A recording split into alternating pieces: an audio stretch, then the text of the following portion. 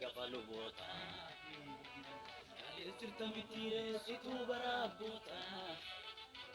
Dhugaadha situ goota.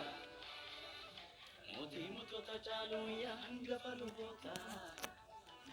Kaleessirta mitiire situ baraabboota. Dhugaadha situ goota.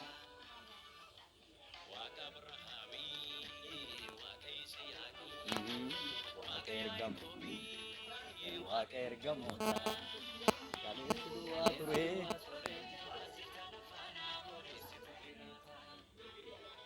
Kaleessi duwwaa ture arrasi kan faana.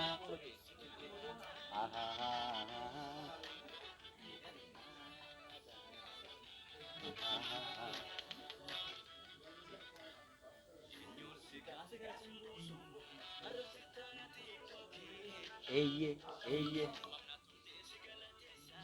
Warqa fuudhanii maqaa kee. Eyye, eyye. Waaqarratti situ faarfamaa. Qulqulluu jedhu manguddoonni. Eyye. Jabinni namaa du'arran darbu. Kan kee garuu bara baraani. Mootummaan namaa du'arran darbu. Kan kee garuu bara baraani. Kan kee bara baraani.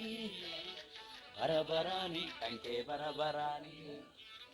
Bara baraani. Kan kee bara baraani. Bara baraani. Kan kee bara baraani. Kabajamtoota jaallatamtoota fi dhaggeeffattoota keenya akkam jirtu? Shaaloom shaaloom nagaan jaalalli araaruu waaqayyo isiniif haa baay'atu. Har'a namni isin cinaatti argaa jirtan kuni baay'ee nama isin jaallattan, nama isin kabajan, namoonni baay'een immoo irraa tajaajilamtanii nama beektan faarfataa Gadaa Warquuti.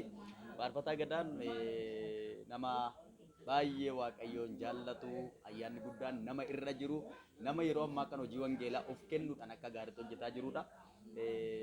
Akka obboleessa hafuuraatti, akka hiriyaatti nama baay'ee walitti dhiyaannunidha.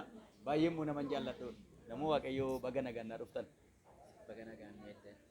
Faarfataa Gadaan faarfannoota isaa kanaan dura baay'ee namoonni dhaggeeffatanii beektan jirtu taanaan faarfannoota ergaa babbareedaa ta'e ati guddaadha nuu faradii. Faarfannoota ajaa'ibaa saniin duras hojjetaa kan ture guutuusaa beektu. Amma immoo miilanaa faarfannaa baay'ee ajaa'ibaa, faarfannaa bareedaa wayii qabatee dhufa. Maal jedha laata mata dureen isaa? Ishee kana qabadha. Hangafa lubootaa. Okay. Miidiyaa kamirratti gadhiifama laata? Yoo waaqa hojjete ilillee miidiyaa kan gadhiifamu. Okay, ilillee miidiyaa. Hangafa lubootaa kana hojjettee fixee qophiisaa hundumtuu xumuramee gadhiifamuu duwwaa laata kanaaf. Waaqayyo nu gargaare amma humna keenya hojii bareedaa jennee uummata keenyaaf saba nu tajaajiluuf ergaa hin taane kan yaadne bifa bareedaadhaan nu danda'ame hojjedhee uummata tokko biraan godha qophiisaa xumureera already gadhiifama irra galgalas ta'u gurguramas ta'u sammuun gadhiifama. Kabajamtoota dhaggeeffattoota keenya. Faarfataa Gadaan kana dura ergaawwan isa keessa jiru akka bareedatti hojjetee nu biraan ga'aa ture. Baay'ee ittiin eebbifamnee maqaan waaqayyoos ittiin kabajameera. Ammas immoo faarfannaa mata dureen isaa hangafa lubootaa jedhu faarfannaa ajaa'ibaa keessummaa guddummaa waaqayyoo irratti isa hundeeffamee dubbatu.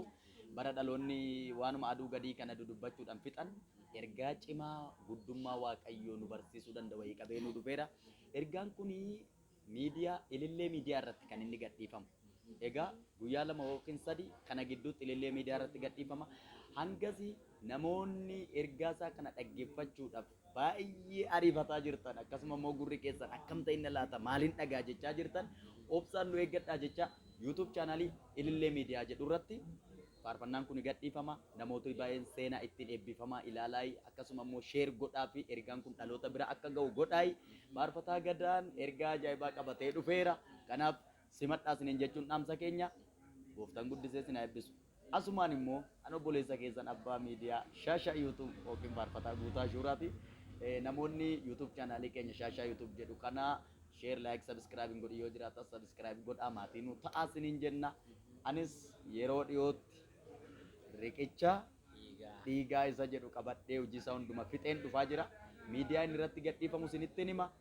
Hangasitti garuu yeroo gaarii nagaa fayyaanan dhabinaa shaaloom shaaloom.